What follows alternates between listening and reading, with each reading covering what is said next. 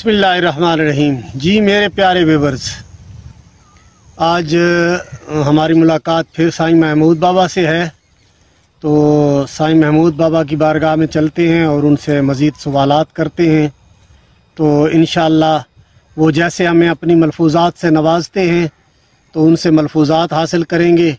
और एक गुजारिश करता चलूँ कि ये आप यूट्यूब देख रहे हैं, मैं मोहम्मद शराफत अली कादरी हूँ और आपसे ये राब्ता करने और ये जो वीडियोस बन रही हैं इनके बनाने का मकसद सिर्फ इतना है कि अल्लाह तबारिक व तआला के जितने बंदे, जितने अल्लाह तबारिक व तआला के अल्लाह से मोहब्बत करने वाले लोग, उस शाकान रसूल अल्लाह के हबीब इमामुल अंबिया अलैहिस्सलातु वस्सलाम की ज़ात से मोहब्बत करने वाले लोग हैं, जितने भी अल्लाह और अल्लाह के रसूल से मोहब्बत करने वाले लोग हैं, उनका रास्ता हमवार किया जाए और उनको वो बातें उन तक पहुंचाई जाएं जिन बातों के ज़रिए से अल्लाह का कुर्ब मिल सकता है।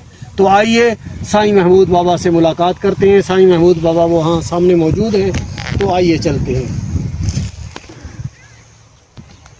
अस्सलाम वालेकुम बाबा जी। वालेकुम अस्सलाम व रहमतुल्लाहि व बरकातहू। जी तारी साहब क्या हाल है? क्या हाल है हुजूर वाला? ठीक है, तबीयत से ठीक है? शुक्र है अल्हम्दुलिल्लाह। आज चहलकदमी फरमा रहे हैं आप? चलो आज थोड़ा सा चहलकदमी भी करते हैं और बातें भी कर लेते हैं। गुजारिश ये है हुजूर कि अभी मैं अपने व्यूअर से बात कर रहा था। जी जी। तो ये अर्ज़ की मैंने कि ये हमारा जो चैनल है यूट्यूब पे जो हमें लोग देखते हैं, जी जी, तो हमारे ये वीडियोस बनाने का मकसद जो है वो ये है कि अल्लाह और अल्लाह के रसूल की मोहब्बत लोगों को समझाई जाए, लोगों तक ऐसी बातें बताई जाएं जो अल्लाह और अल्लाह के रसूल के कुर्ब का ज़रिया बने। जी जी। तो आप ये इरशाद फरमाइए कि पिछली वीडियो में हमारी बात चल रही थी कि मुरीद को कैसा होना चाहिए या पीर से मुरीद होने का मतलब क्या होता है, इन पर इन बातों के बारे में आपने वजाहत फरमाई थी। आज आप ये इरशाद फरमाएं कि एक बंदा ऐसा है जिसको कोई पीर मिलता ही नहीं है, उसकी मुलाकात ही नहीं हो सकती किसी पीर के साथ।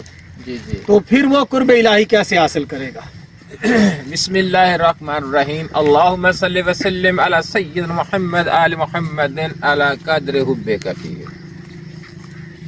ये जो मैं अक्सर दरूद पाक पढ़ता हूँ कारी साहब, ये दरूद मोहब्बत इलाही है।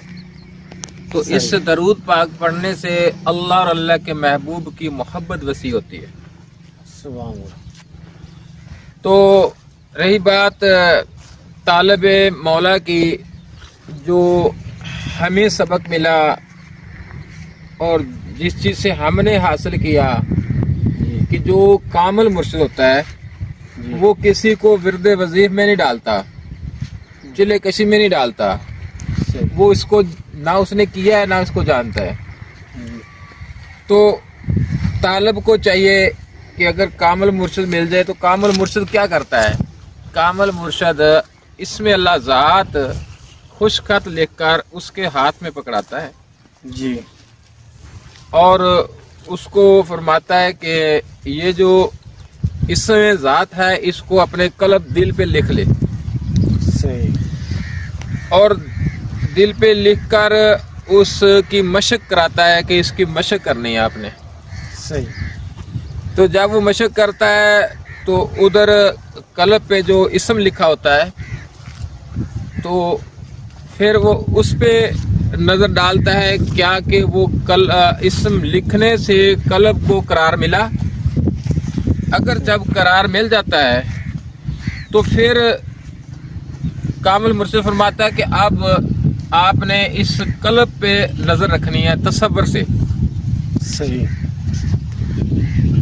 तो जब वो तसव्वुर से नजर रखता है तो उस इसम में से रोशनी नमूदार होती है, एक नूर। सही। जब वो नूर नमूदार होता है तो एक बहुत बड़ा वसी मैदान नजर आता है। सही। तो जिस मैदान में अगर दुनिया देखना चाहे तो एक राई के दाने के बराबर उसको नजर आएगी, वो इतना बड़ा वसी हो जाता है। जी, वो इसमें ज़ात पे जब वो नज़र रखता है ना, उसका नूर जो है ना, नूर के ज़रिए वो खुला मैदान बन जाता है। तो उस पे जब वो तवज्जो करता है, देखता है, तो उसमें से रोज़ा मुबारक नज़र आता है। तो जब वो रोज़ा मुबारक नज़र आता है तो फिर उस रोज़ा मुबारक पे जाता है, तो क्या देखता है कि रोज़ा मुबारक के ऊपर ला इलाहा इल्लल्लाह मुहम्मद रसूलुल्लाह सल्लल्लाहु अलैहि वसल्लम का कुफल होता है, लगा होता है। तो उसकी जो कुलीद है वो भी कलमा तैयब ला इलाहा इल्लल्लाह मुहम्मद रसूलुल्लाह सल्लल्लाहु अलैहि वसल्लम से वो खुलता है। तो जब वो जिक्र करता है तो वो खुल जाता है। जब आगे जाता है तो महफिल पाक मोहम्मद मुस्तफ़ा सल्लल्लाहु अलैहि वसल्लम और सहाबा कराम की जो महफिल होती है तो उसमें दाखिल होता है। तो वहाँ से वो फैज़ याब होता है। और इससे पहले थोड़ा सा मैं बताता जाऊँ कि उसको ला हौला वला कुव्वत भी पढ़नी पड़ती है और दरूद पाक की कसरत भी करता है, तो कलमा तैयब भी पढ़ता है। सही। जब वो महफिल में जाता है तो वहाँ से फैज़ हासिल होता है मेरे आक़ा मुस्तफ़ा सल्लल्लाहु अलैहि वसल्लम से। सही।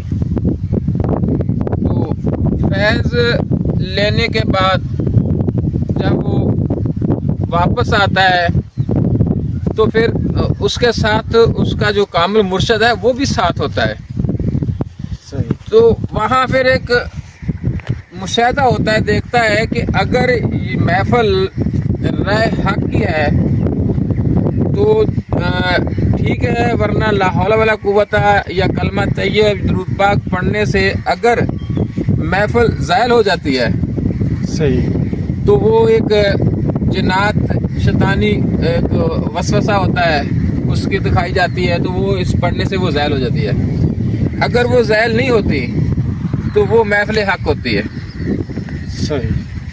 तो जब महफिल हक होती है उसको मुशाहिदा हो जाता है, तस्दीक हो जाती है कि ये हकीकत है, तो फिर उसको ला हौला वला पढ़ने की ज़रूरत नहीं होती। वो जब चाहे किसी वक्त भी चाहे कि हजूर पाक सल्लल्लाहु अलैहि वसल्लम की कचहरी में दाखिल हो सकता है। तो ये मैंने आपको पहले भी बताया था कि जब तक इंसान का जिस्सा नूर नहीं होता तब तक ये हजूर पाक सल्लल्लाहु अलैहि वसल्लम की महफिल में नहीं जा सकता। तो लिहाजा मैं अपने जो भी सुनने वाले आशिक रसूल हैं या तालिब मौला हैं और इससे मोहब्बत और इश्क रखने वाले लोग हैं, तो इस पर ज़रा तवज्जो ज़रूर दें और हमारी बात को ज़रा गौर से सुने कि ये एक ऐसे कीमती मोती हैं जो दोबारा नहीं मिलते, बल्कि ढूंढने से भी नहीं मिलते। तो मैं तो अपनी ज़िंदगी में देखा है कि कामल लोग ढूंढते ढूंढते हमारी उम्र गुजर गई, लेकिन कामल लोग नहीं मिलते। कभी कभार किसी मुकद्दर से, नसीब से अगर अल्लाह की रहमत हो तो फिर मिल जाते हैं। सही। तो इसलिए आप तक ये बात जा रही है, आप खुशकिस्मत लोग हैं, सुन रहे हैं। इस बात को अगर अमल कर लेंगे तो समझ लो कि घर बैठे ही आपको एक इनाम मिल गया। तो उसके बाद दरवेश जो होता है ना, वो मैंने पहले बताया कि ये लातमा होता है। कुर्बे इलाही वाला बंदा जो है लातमा होता है। वो दौलत की तमा नहीं रखता, शोहरत की तमा नहीं रखता, मुरीदैन की तमा नहीं रखता, वो किसी चीज़ की तमा नहीं रखता। सही। तो लिहाजा ये इसमें वसी है, इसकी मेहनत की भी ज़रूरत होती है। हमारे ये तो बात हमने की है तो बहुत आसान हो गई है ना, वरना आसान नहीं है। इसमें सबसे पहले इंसान को रिज़्क़ के हलाल की तलाश की ज़रूरत होती है, सच्चाई की ज़रूरत है, दर्द दिल की ज़रूरत है। जब तक ये इंसान नहीं बनता तब तक ये इस मंजिल से गुजर नहीं सकता। सही। तो ये यानी अगर उसने फकर का रास्ता इख्तियार करना है तो पहले उसको इंसान बनना पड़ेगा। इंसान बनना पड़ेगा। इंसान के बाद जो है ना जी वो फिर मुसलमान, फिर मोमन। ठीक है ना जी। तो ये असल रास्ता है, ये मोमन का रास्ता है। यानी दर्जा ब दर्जा वो चलता चला जाएगा। चलता जाएगा। तो जब अल्लाह करीम इश्क पैदा करता है ना, तो अल्लाह तबारक ताला उसको ये ताकत और कुव्वत भी अता कर देता है कि इस सफ़र से गुजरने की। सही। तो बुजुर्ग हमारे फरमाते हैं कि बेटा ये अंगारों का सफ़र है, कांटों की सेज है। सही। तो जब हमने ये सफ़र तय किया, जब गुजरे तो पता चला कि वाकई हकीकत जो फरमाया था वो बिल्कुल हक है कि इतना आसान सफ़र नहीं है, बहुत मुश्किल सफ़र है। तो अल्लाह ताला हर मुसलमान को ये कुव्वत, ये ताकत, ये इश्क अता फरमाए ताकि ज़्यादा तो ज़्यादा लोग मेरे आके मुस्तफ़ा सल्लल्लाहु अलैहि वसल्लम के उम्मती जो हैं वो ये सफ़र तय कर सके। अल्लाह तबारिक व ताला का कुर्ब हासिल करना चाहता है, पहले अपना सीना साफ करे, फिर ज़ाहिरी तहारत हासिल करे जी, फिर जो है ना जी, यानी असल हकीकत में हैवान और इंसान का जो फ़र्क होता है वो पैदा करे और हकीकी तौर पे इंसान बने। उसके बाद उसका फ़क्र का जो है रास्ता शुरू होगा। जी जी। तो इसे इंसान बनने के लिए भी उसको एक कामल मुर्शिद की ज़रूरत होती है, एक कामल उस्ताद की ज़रूरत होती है। बाबा जी, आप इसमज़ात की गुफ्तगू फरमा रहे थे, इसमज़ात के कुछ मरातब शुरू में इरशाद फरमा रहे थे, तो मैं ये चाहूँगा कि व्यूअर्स तक ये वजाहत पहुँचनी चाहिए कि ये जो इसमज़ात वाला मामला है ये किस तरीके से शुरू करना है, यानी इसकी इब्तदा कैसे होती है। तो कोई ऐसा बंदा भी तो हो सकता है ना जी कि वो आपकी गुफ्तगू सुनकर उस पर अमल पैरा हो। कारी साहब, सबसे पहले तो मैंने आपको ये प्रोसीजर बताया है कि इंसान का कल्ब पाक होना चाहिए, रिज़्क़ हलाल होना चाहिए, ईमानदारी, सच्चाई, दर्द होना चाहिए। तो उसके बाद बावजू होकर एक अलहदा तन्हाई में बैठना होगा ताकि कोई खलल पैदा ना हो। सही। तो क्योंकि ये एक ऐसी नमाज है कि जिसमें कोई खलल अगर पैदा होगा तो फिर कुछ भी हासिल नहीं होगा। तो तनाई में बैठकर जब इसके इसम की मशक करनी है, ठीक है, उस इसम में से भी एक नूर पैदा होगा, रोशनी पैदा होगी। तो फिर जब वो मशक होती है, इंसान का तसव्वुर पक जाता है, फिर वो कल्ब पे नज़र रखता है। तो कल्ब पे नज़र, आंखें बंद करके तसव्वुर करके ऐसे तसव्वुर करना है कल्ब के ऊपर। तो कल्ब के ऊपर जब वो इसमें से फिर ना एक रोशनी नमूदार होगी, ठीक है। तो उस रोशनी में से सबको ये हासिल होगा, जो वसी मैदान होगा, जो कुछ भी होगा, ये रोशनी में से हासिल होगा। तो खुद इंसान अपने आप को उसमें गुजरता हुआ देखेगा, चलता हुआ देखेगा।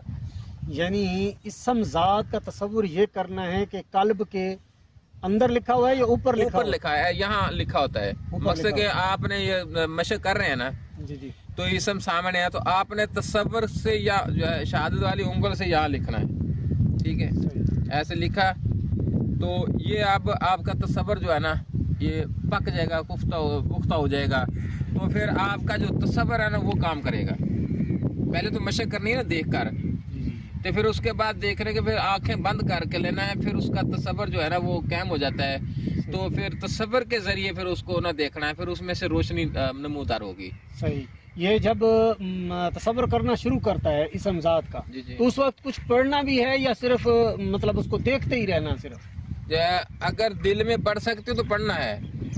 दिल से पढ़ने से मुराद ये है कि जबान नहीं, जबान बंद हो जाएगी, फिर दिल से पढ़ना है। सही। तो वो दिल तो आपका चल रहा होगा ना अपना उससे जिक्र से, जी जी जी, ठीक है। तो वो अपना कलमा तैयब का जिक्र कर रहा है या दुरूद पाक का कर रहा है, जो भी कर रहा है इनमें से, ठीक है। तो साथ कलमा तैयब के बाद फिर अल्लाह का जिक्र भी चलेगा इसका। सही। तो जब अल्लाह का जिक्र भी चलेगा और तवज्जो भी होगी तो फिर उसमें से वो रोशनी नमूदार होगी, एक नूर नमूदार होगा। नूर का फिर इतना होता है कि वो बहुत वसी दुनिया देख सकता है उसमें से, ठीक है। उसमें जब जाएगा तो फिर वहाँ एक मैदान में एक रोज़ा मुबारक का हजूर पाक सल्लल्लाहु अलैहि वसल्लम का जो नजर आएगा, मैं जो ने आपको बता दिया है। तो लिहाजा मेरा ख्याल है मेरे प्यारे व्यूअर्स, मेरी ये वीडियो जो मैं बनवा रहा हूँ वो ज़रा लंबी हो जाएगी, तो अब इजाज़त दीजिए अपने मेज़बान मोहम्मद शराफत अली कादरी को। इंशाअल्लाह अगले विलाग के अंदर मिलते हैं और अगले विलाग के अंदर मज़ीद साईं महमूद बाबा से गुफ्तगू करेंगे। अस्सलाम वालेकुम।